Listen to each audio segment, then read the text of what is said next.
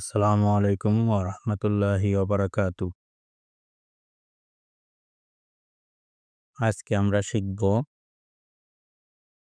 Data exchange, export to CAD CAM file, import from CAD CAM file.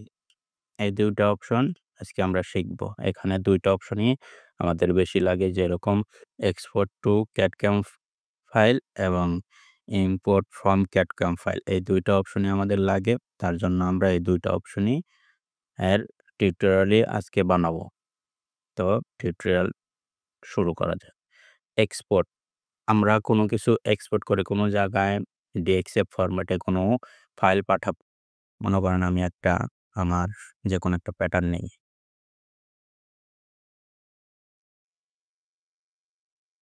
এই টি-শার্টের প্যাটার্নটাই নেই। তো এই টি-শার্টের প্যাটার্নটা নিলাম। এই টি-শার্টের প্যাটার্নটা আমি এখন অন্য কারো কাছে দেব। এখন এই প্যাটার্নটা কয়েকটা অপশনে দেওয়া যায়। DXF এর ভিতরে DXF এর ভিতরে কয়েকটা ধরন আছে। একেকটা সফটওয়্যার একেকটা ধর একেকটা সিস্টেমে কাজ করে। তো মনে করেন DXF export, the data exchange and export to CAD CAM file. এখানে ক্লিক করলে আমাকে এটা এক্সপোর্ট করার জন্য একটা উইন্ডো দিবে। তো উইন্ডোর ভিতরে ১ম এ আমি কোন ফাইলে এটা সেভ করব সেই লোকেশনটা সেট করে দিতে হবে। তো আমি এখানে দিয়ে মনে করেন ডেস্কটপে আমি নতুন একটা নিউ ফাইল, এই নিউ ফাইলের ভিতরে আমি একটা টি-শার্টের এটা সেভ করব। সেভ। এখন এই লোকেশনে আমার এই প্যাটার্নটা সেভ হবে। সেভ হবে, এখন কোন ফরম্যাটে আমরা দেব? এখানে দেখেন ফরম্যাট আছে DXF, ডাইরেক্ট DXF, তারপরে AAMA, তারপরে লেদার AAMA, তারপরে ASTM, তারপরে IGES, তারপরে CDL, তারপরে XML, তারপরে AI। এখন অনেকের পিসিতে AI মানে আ ইলাস্ট্রেটর সফটওয়্যারটা, মানে যেটা ফটোশপে ছবি নিয়ে কাজ করে কিংবা ডিজাইনার যারা, তারা AI ইলাস্ট্রেটর সফটওয়্যারটা ব্যবহার করে। ইলাস্ট্রেটর সফটওয়্যারটা ব্যবহার করার কারণে তাদের লোগোটা, মানে DXF যদি করা যায়, এই এই DXF ফরম্যাটটা করলেও তাদের এই AI এর ফরম্যাটের লোগোটা দেখাবে। আবার এই AAMA এই ফরম্যাটটা করলেও ওই AI ফরম্যাটটাই দেখাবে। আবার ASTM এই ফরম্যাটটা করলেও আ এই একই এটাই দেখাবে। DXF এর একটা দেখাবে। তো সাধারণত DXF, AAMA, তারপরে ASTM এই ফাইলগুলো আমাদের স সচরাচর লাগে। আর AI ফাইলটাও আমাদের লাগে, যে কোনো সময় যদি এমব্রয়ডারি থাকে, কোনো প্রিন্ট থাকে, এই প্রিন্টের জন্য আলাদা করে এই প্যাটার্নগুলোকে সেপারেট করে AI যারা ডিজাইনার তাদের কাছে পাঠালে তারা ওই লোকেশন দিয়ে, মানে প্যাটার্নের গায়ে একটা লোকেশন দিয়ে, যে আমার এতটুক জায়গায় এম প্রিন্ট হবে। ওইটুক জায়গা মার্ক করে দিলে ও তারপরে AI ডিজাইনার ওই জায়গাটায় তার ডিজাইনটা বসাবে। বসিয়ে তারপরে প্রিন্টে পাঠাবে। প্রিন্টার যারা প্রিন্ট করবে এই এটা তাদের কাছেও তারা এই AI ফরম্যাটের একটা ফাইল তারা প্রিন্টার যে জায়গায় প্রিন্ট করবে তারা ওই জায়গায় পাঠিয়ে দিবে। তারা ম্যাট অ্যা ম্যা যারা অটো মেশিং এর মাধ্যমে প্রিন্ট করে তারা ওই অটো মেশিং এর মাধ্যমেই এই ফাইলটাকে তাদের মেশিনে লোড করবে। আর যারা ম্যানুয়াল করে তাদের তো সিস্টেম আলাদা। তো আমরা আজকে দেখব ডাইরেক্ট, ১ম এ ডাইরেক্ট আমরা DXF দেখি। ডাইরেক্ট DXF মানে এই ফাইলটা শুধু DXF ফরম্যাটে দিয়ে দিবে। আর কোনো কিছু থাকবে না। আর আ AMA আর ASTM এটার ভিতরে অ্যা রোল ফাইলটা দেবে। মানে আপনার গ্রেডিং থাকলে গ্রেডিং ফাইলগুলো তারা দিয়ে দেবে।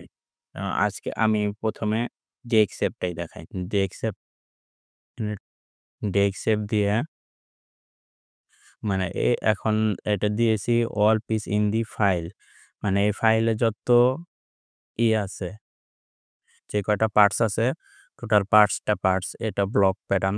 আর তাছাড়া এই ৪ টা পার্টস, এই টোটাল ৪ টা পার্টস সহ এটা DXF হবে। তো আমরা দেখি এখন DXF ওকে দিলে এটা এক্সপোর্ট হয়ে যাবে। যেহেতু আমরা আগেই লোকেশনটা দেখিয়েছি, তো এখন আ এটা ওকে দিলে এটা ওই জায়গায় এক্সপোর্ট হয়ে যাবে। এক্সপোর্ট হয়ে গেছে এটা। তো আমরা এটা ছেড়ে দেই। ছেড়ে দিয়ে দেখি। ছেড়ে দিলাম। তো এখন আমরা ওইটা দেখব আমাদের যে লোকেশন আমরা সেভ করেছিলাম যে নিউ ফাইলের নিউ ফোল্ডার ভিতরে এখন ডাইরেক্ট তো আমরা ঢুকেছি। কিন্তু আমরা তো ডাইরেক্ট দেখতে পারবো না। কারণ ওটা তো এখন একটা DXF ফাইল। DXF ফাইল দেখতে হলে আমাকে আবার ফাইল ফাইলে যেতে হবে। মানে একই সাথে ২ টা কাজ হচ্ছে এখন।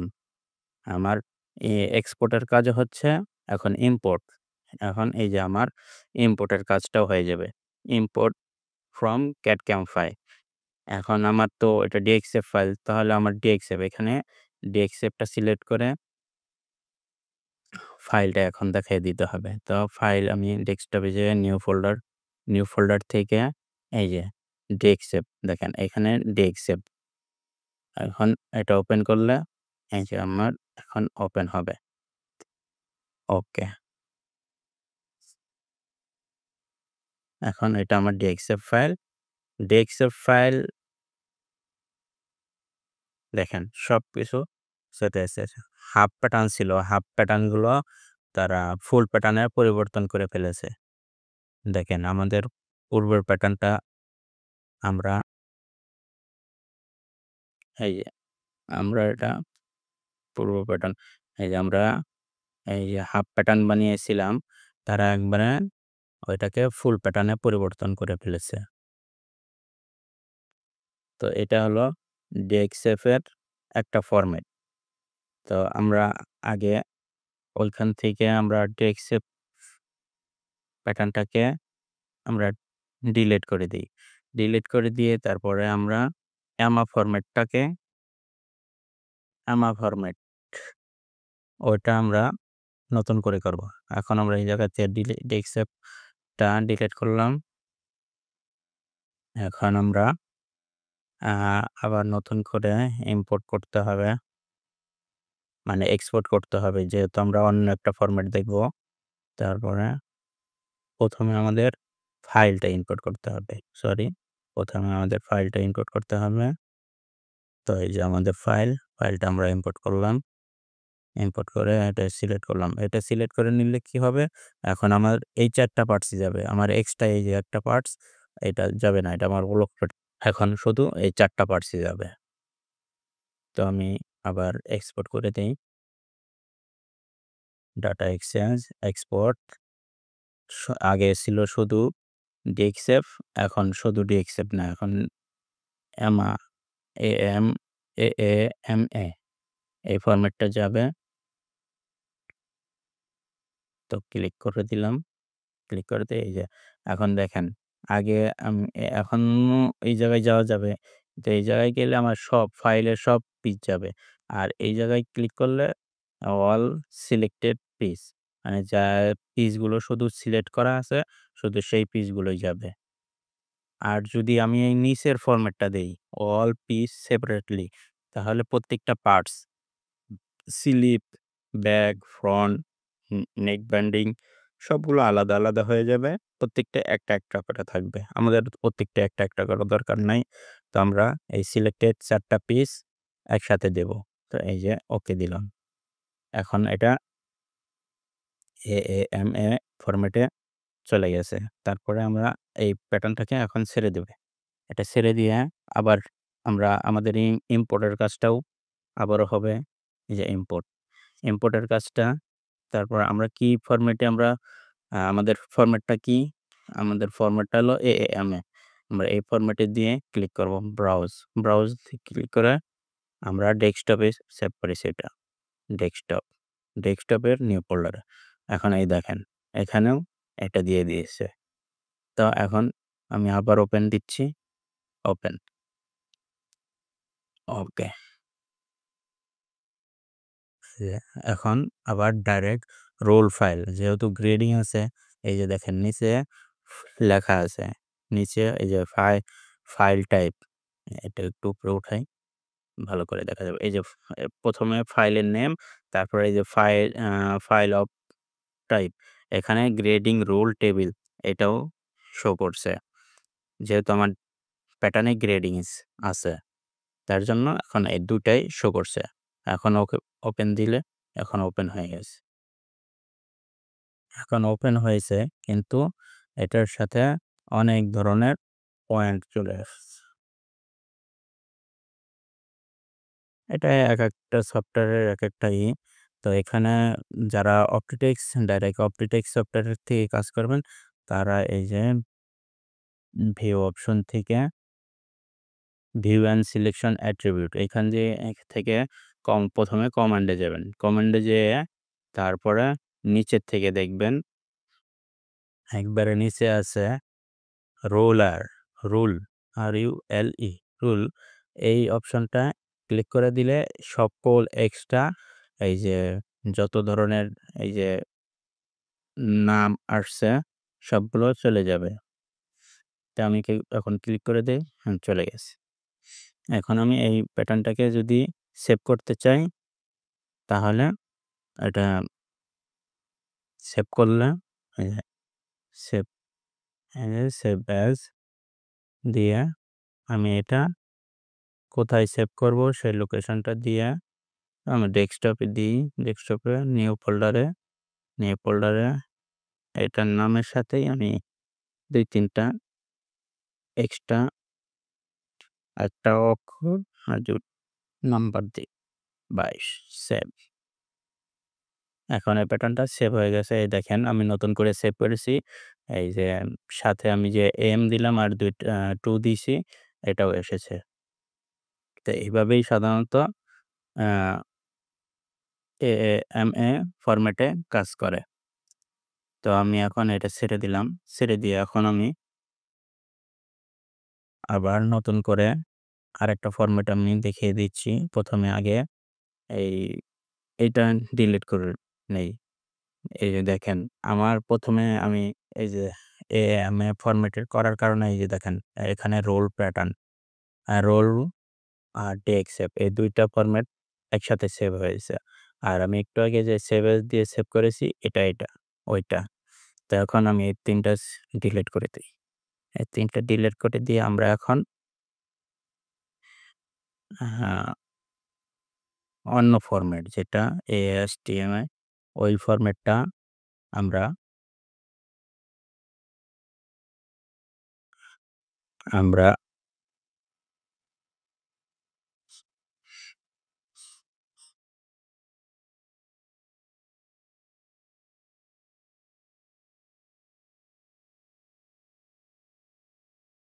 এখন আমরা এই এটাকে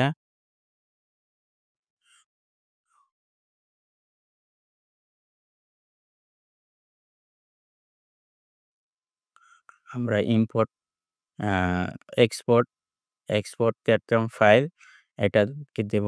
এটাতে দিয়ে আমাদের এখন আ এই AAMA এই ফরম্যাটটা আ এটা চেঞ্জ করে আমরা ASTM এই ফরম্যাটটাই দেব। এই ফরম্যাটটা দিয়ে এখন আমরা এই ফাইলটাকে সেভ করব। সেভ এখন সেভ দিলাম। সেভ দিয়ে এখন এখানেও এই ৪ টা ৪ টা পিসই আমি সেভ করব। তার জন্য ওকে দেব। এখনো ওই জায়গায় এটা সেভ হয়ে গেছে। তারপর আমরা দেখব এখন আমরা এটার মাধ্যমে ইম্পোর্ট করব এখন। এটাকে ইম্পোর্ট করা লাগবে ডাটা এক্সচেঞ্জ এ ইম্পোর্ট ক্যাটকম ফাইল। ক্যাটকম ফাইল থেকে আমরা ইম্পোর্ট করব এটা।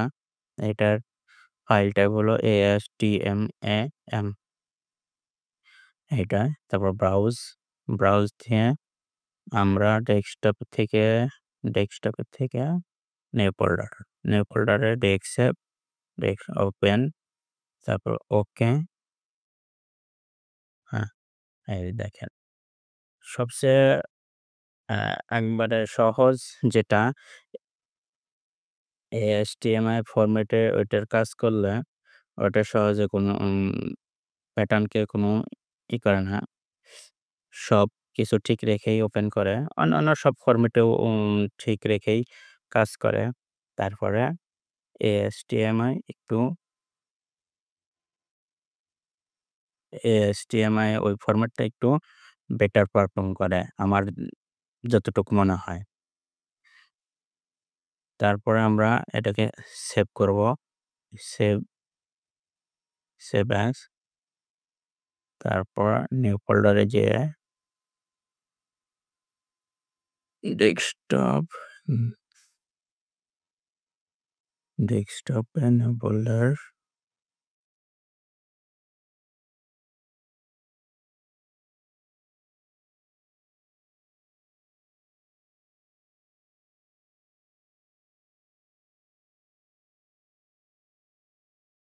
এটা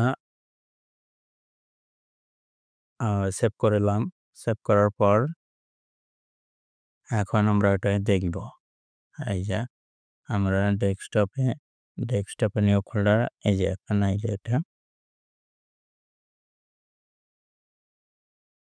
আর এটা এখন আমরা এই দেখলাম। আমরা আরেকটা সফটওয়্যারে এখন এটা ওপেন করে দেখব যে যে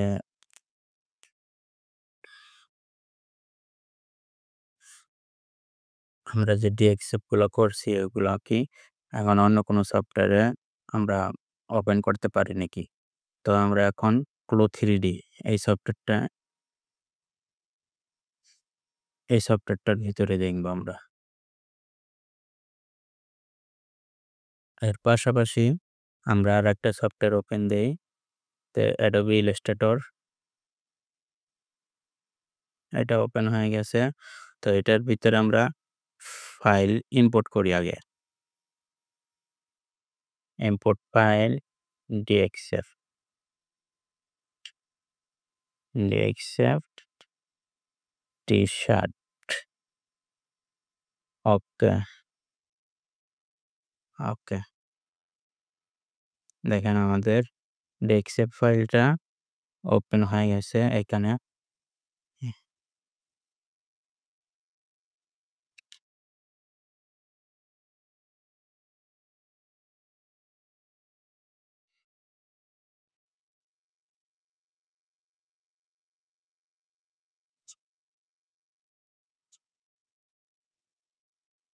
দেখেন এখানে আমাদের ফাইলটা ওপেন হয়ে গেছে। এটা হলো 2D উইন্ডো, এটা হলো 3D উইন্ডো।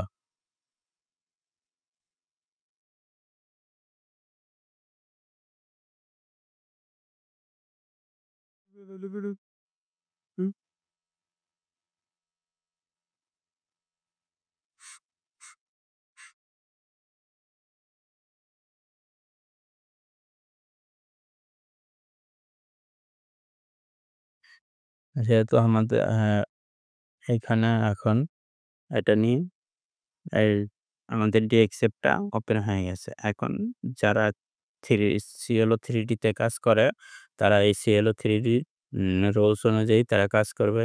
এখানে প্যাটার্ন গুলো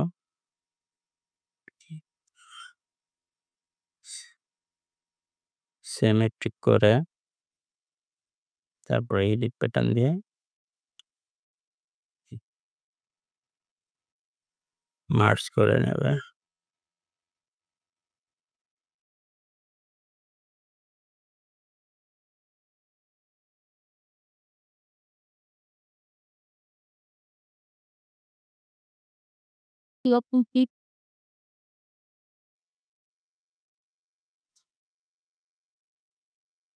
না, আর এখানে স্লিপটা একটা আছে। তো আমরা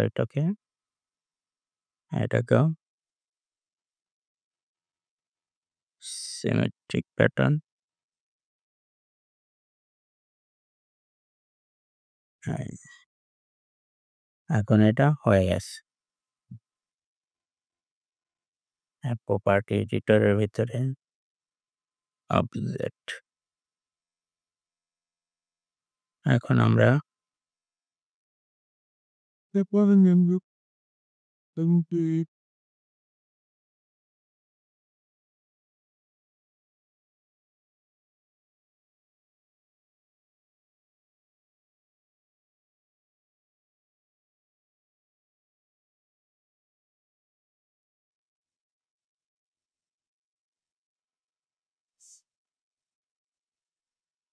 তো আমরা দেখলাম CLO3D তেও এই প্যাটার্নটা DXF প্যাটার্নটা ওপেন হচ্ছে। তো আমরা এখন এটাকে মিনিমাইজ করে দেই। তো আমরা এখন আ কি ইলাস্ট্রেটর এইখানে আমরা ইম্পোর্ট করব। তো আমি AI ফরম্যাটেই করি। তো ওপেন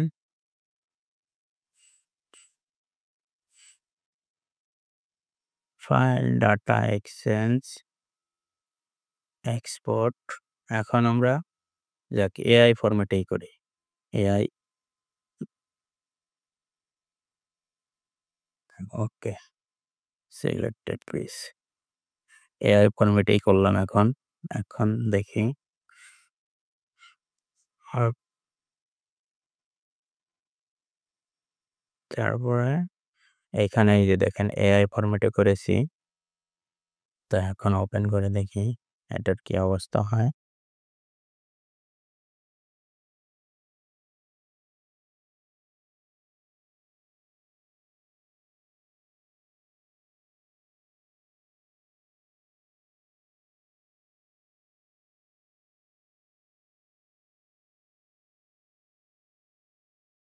এখন দেখেন এই যে সম্পূর্ণ গ্রেডিং সহ চলে এসেছে।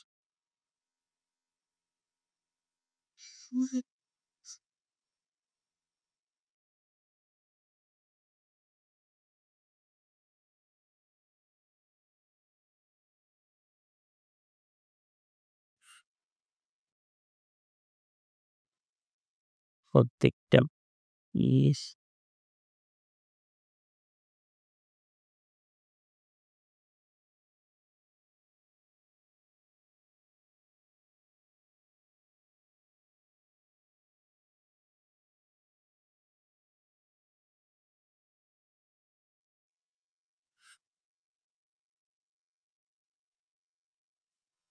প্রত্যেকটা পিস আলাদা, আলাদা হয়ে চলে এসেছে।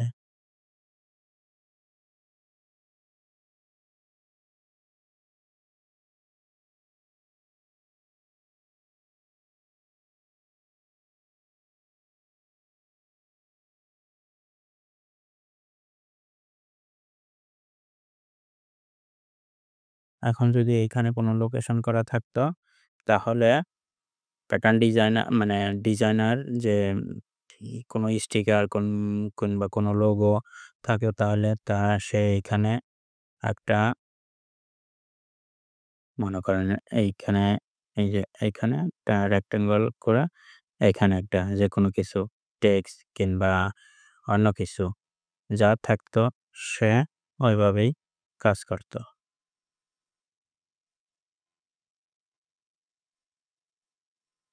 তো আজকে আমরা দেখলাম টোটাল ৪ টা ফরম্যাটে কিভাবে প্যাটার্ন আ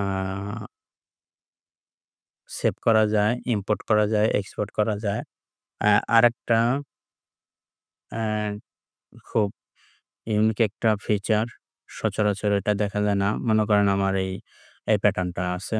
এই প্যাটার্নটা আমি এই প্যাটার্নটার সাথে আমার একটা বটমও আ বায়ার রিকমেন্ড করেছে সেম স্টাইল থাকবে। কিন্তু এটার সাথে একটা বটমও আমার এড হবে। তো বায়ার পরবর্তীতে আমাকে এই পার বটম অংশটা পাঠিয়েছে। যেরকম একটা প্যান্ট। প্যান্ট। এখন আমার এই ফাইলটার ভিতরেই ওই প্যান্টটাও থাকবে। তো সেটার জন্য আমরা এইটার ভিতরেই আমরা আবার DXF প্যাটার্ন মার্জ করে দিতে পারবো। তো আমরা মার্জ করার অপশন জন্য দেখি এই যে DXF ইম্পোর্ট মানে এটার ভিতরে আমি যেকোনো একটা প্যাটার্ন ইম্পোর্ট করতে পারবো। Browse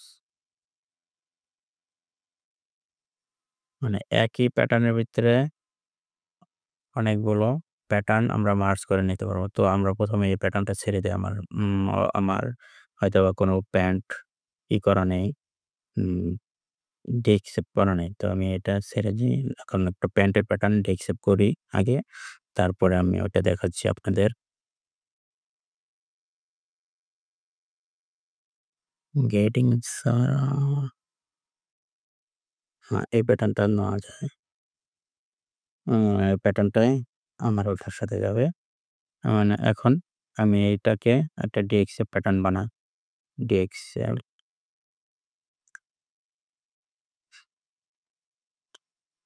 export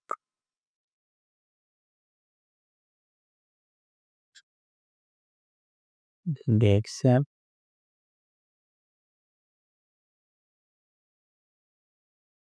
browse desktop new folder open save ওকে সিলেক্টেড পিস ওকে। তো আমি এখন এটা দিয়ে দেই। এটা দিয়ে দিলাম। এখন আমি যাই।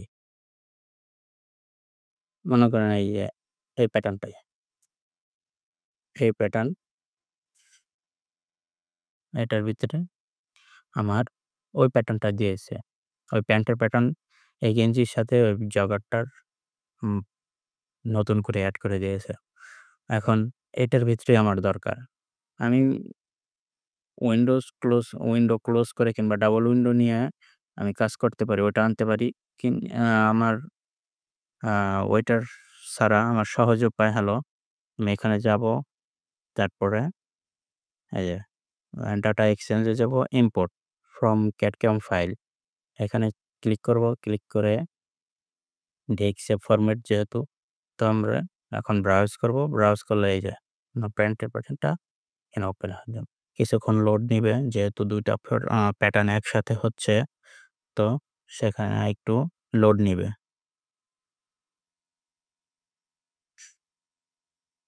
হ্যাঁ, দেখেন চলে এসেছে। এখন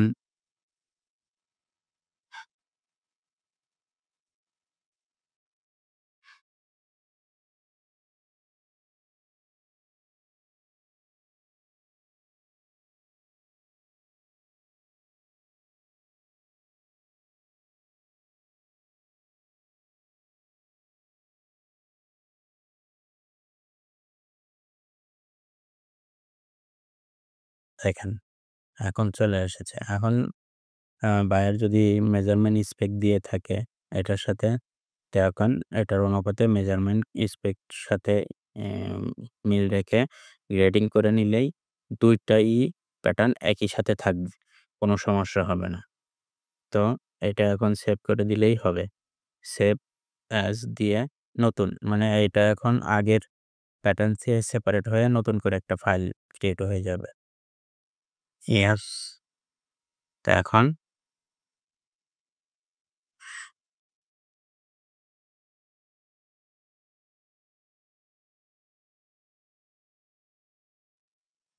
প্যান্টস সেভ ক্লোজ করে দিলে এটা।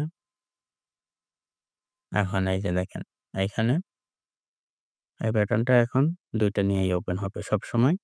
এটা ২ টা নিয়েই ওপেন হবে। দেখেন এইখানে তার এই যে স্মল, মিডিয়াম, লার্জ, এক্সেল এই ফরম্যাটটাই নিয়ে নিচ্ছে। তো আজকের মতন এ পর্যন্তই। আপনারা ভালো থাকবেন। আসসালামু আলাইকুম ওয়া রাহমাতুল্লাহি ওয়া বারাকাতুহু।